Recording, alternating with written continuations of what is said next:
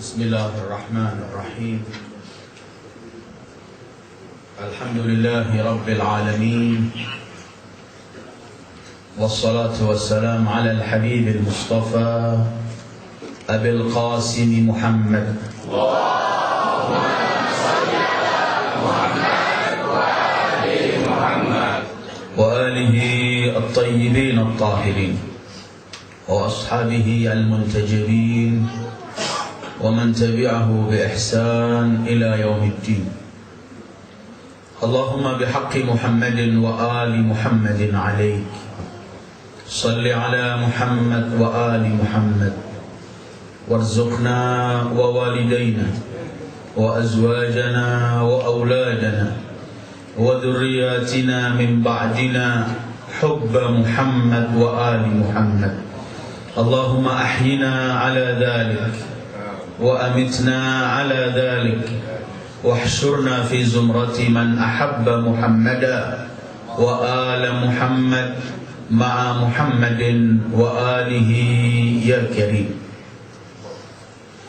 صلى الله عليك يا أبا عبد الله صلى الله عليك يا أبا عبد الله صلى الله عليك يا أبا عبد الله وعلى الأرواح التي حلت بفنائك.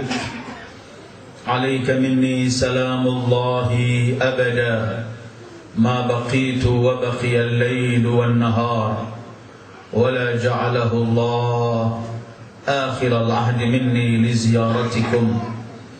السلام على الحسين وعلى علي بن الحسين وعلى أولاد الحسين وعلى أصحاب الحسين ورحمة الله وبركاته. أيها الإخوة والأخوات، السلام عليكم ورحمة الله وبركاته. وعليكم السلام ورحمة الله وبركاته. Segala puji hanya milik Allah yang dengan rahmat, taufik serta hidayahnya kita di malam ini bisa kumpul bersama dalam rangka malam-malam dan hari-hari di mana kita merenungkan dan mengingat kembali apa yang terjadi kepada Abi Abdillah al-Husain alaihi salatu wassalam. Malam-malam semacam ini adalah malam untuk pecinta Ahlul Bait di seluruh penjuru dunia, sebagai malam-malam dan hari-hari training untuk lagi memperbanyak, mengkaji, mempelajari dan mengambil pelajaran-pelajaran penting yang diberikan oleh Abi Abdillah al-Husain. Majlis-majlis semacam ini besar nilainya di sisi Allah, besar nilainya di sisi Rasulullah sallallahu alaihi wa alihi, besar nilainya di sisi Az-Zahra. Bahkan disebutkan beliau hadir di tempat-tempat semacam ini di mana orang berkumpul mengenang mengenai putra kekasih, putra kesayangannya Abi Abdillah al-Husain. Para a'immatul adhar selalu menekankan kepada kita untuk kita selalu luangkan waktu menghadiri acara-acara semacam ini. Al-Imam Ja'far as-Sadiq beliau pernah menyebutkan dalam salah satu sabda beliau, siapa yang diingatkan, disebutkan musibah yang terjadi pada kami, kemudian ia meneteskan air mata walau seperti sayap, walau sekecil sayap dzubabah, yaitu lalat, maka Allah akan ampuni semua dosanya walaupun dosanya itu sebanyak buih di lautan. Al-Imam As-Sadiq juga beliau pernah menekankan kepada kita ketika beliau bersabda, siapa yang mengadakan, memperingati hari-hari musibah kami, kemudian menangis dan membuat 100 orang menangis, ia akan masuk surga. Kemudian beliau menurunkan yang membuat 50 orang nangis, ia akan masuk surga.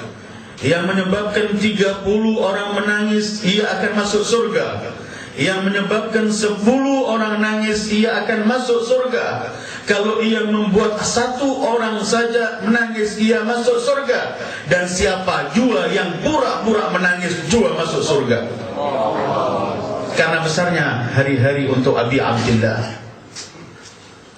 Karena itu hari-hari semacam ini harus kita jaga dan kita sebarkan di mana-mana, di setiap penjuru, di setiap tempat. Kapan saja ketika kita masuk di bulan ini, kita adakan majlis-majlis untuk Abi Abdillah. Kalau kita memang sebagai pecinta Rasul yang sebenarnya, pasti akan meluangkan waktu mengenang hari-hari semacam ini. Apabila semua yang dari Rasulullah harus dipraktekkan oleh umat ini, sebagaimana firman Allah, "Wa ma ataakumur rasulu fakhudhu wa ma nahakum anhu fantahu," maka manusia pertama yang menangisi peristiwa Abi Abdillah adalah Rasulullah sallallahu alaihi wasallam. Manusia pertama yang mengadakan majlis azza untuk Abi Abdillah ialah Rasulullah sendiri. Di hari ketika dilahirkan Imam Husain, di hari itu beliau menyambut gembira, tapi di waktu yang sama beliau menangis. Ketika beliau ditanya, "Kenapa engkau menangis?" Beliau menjawab, "Jibril datang memberikan tahniah atas lahirnya dan sekaligus memberikan takziah bahwa putra ini kelak akan dibantai oleh umat ini." Artinya sekarang ketika kita duduk di sini, kita sedang mengikuti Rasulullah sallallahu alaihi wasallam karena kita menghidupkan kembali mengenang peristiwa Karbala. Dan memang peristiwa ini tidak pernah mampu akan padam. Setiap tahun akan lebih besar. Setiap tahun akan lebih banyak orang yang akan lebih sadar mengingat peristiwa Karbala. Karena dalam Karbala itu semua adalah pelajaran-pelajaran indah yang diberikan oleh Al-Imam Husain, dan sekaligus pelajaran-pelajaran Karbala itu apabila kita kaji, kita akan memiliki satu dorongan tertentu, satu power tertentu untuk menegakkan kalimatullah. Ini yang pernah disebutkan oleh Sayyidul Wujud Muhammad sallallahu alaihi wasallam, "Qatli waladil Husain haram fi qulubil mu'min lan tabrud." Oh, peristiwa pembantaian putraku Husain terus menggema membara di hati setiap orang mukmin dan tidak pernah padam. Bagaimanapun orang usaha ingin memadamkan majlis-majlis semacam ini, tetap tidak pernah akan terjadi. Tambah dilarang, tambah besar. Ini adalah majlis-majlis gahru yang harum semerbak. Setiap dibakar, semua akan menikmati bau harumnya. Dan mustahil akan dilupakan oleh pecinta Rasulullah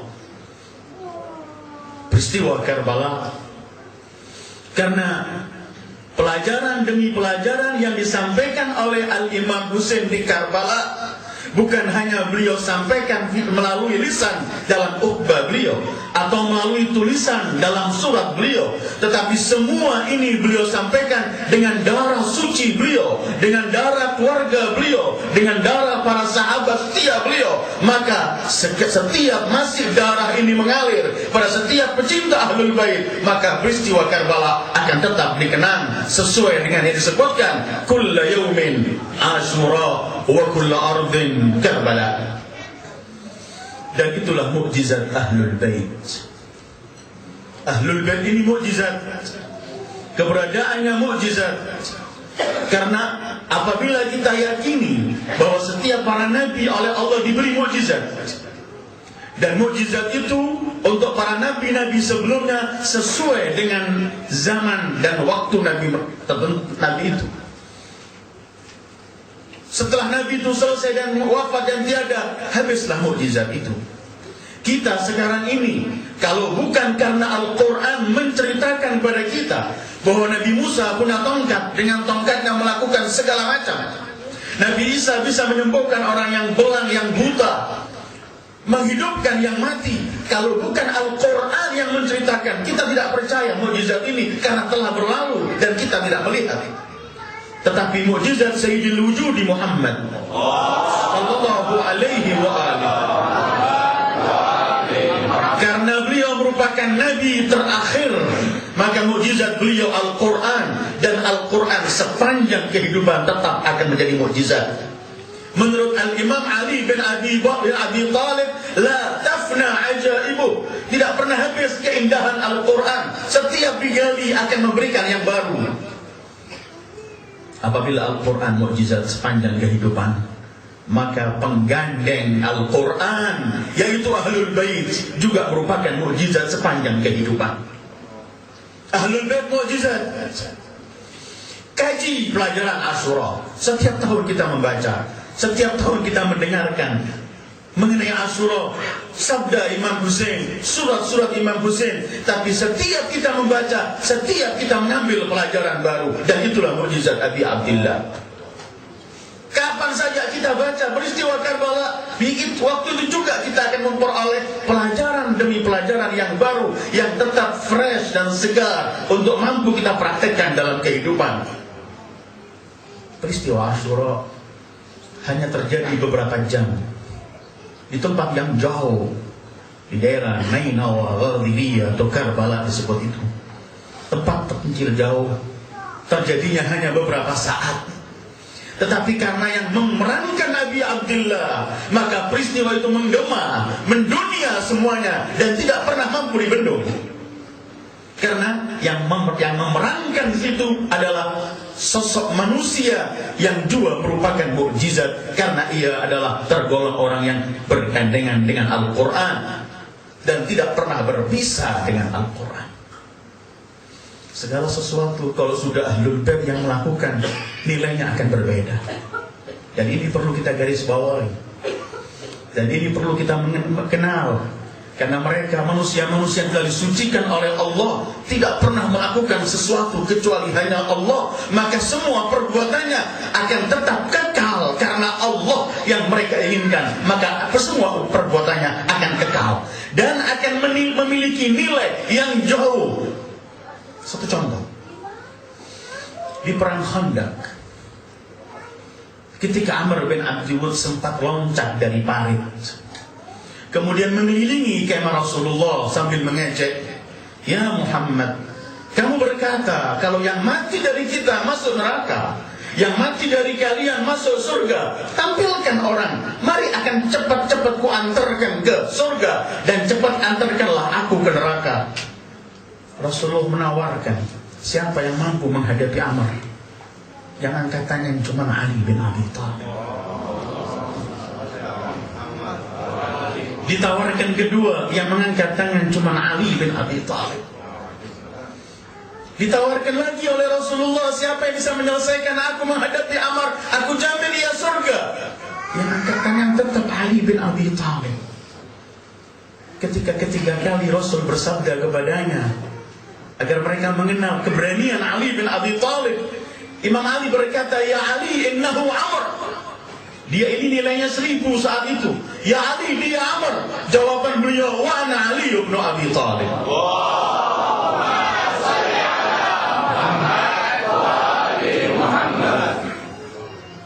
Terjadi dua ini.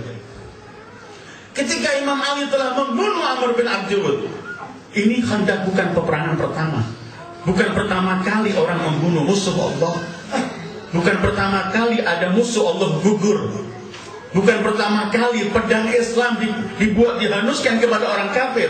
Tetapi ketika Imam Ali memukul Amr bin Wud sampai mati, apa sabda Rasulullah? "La darbatu Ali bin Abi Thalib yaumal Khandaq ta'dilu amal ats-tsaqalain." Sekali pukulan Ali bin Abi Thalib di Khandaq melebihi semua amalan dan perbuatan manusia dan jin. Kenapa? Yang memerankan Ali bin Abi Thalib. Atau mungkin sebelumnya kita mendengarkan riwayat ketika Imam Ali tidur di tempat tidur Rasulullah malam hijrah. Ketika Rasul bersabda, "Ya Ali, aku telah diizinkan Allah untuk hijrah, tidurlah malam ini di tempat tidurku." Imam Ali bertanya, "Kalau aku tidur, apakah engkau selamat ya Rasulullah?" Karena beliau enggak melihat dirinya, melihat Rasulullah. "Kalau aku tidur di tempat tidurmu, apakah engkau selamat ya Rasulullah?" Kata Rasulullah, "Naam." Imam Ali sujud syukur karena keselamatan Rasulullah.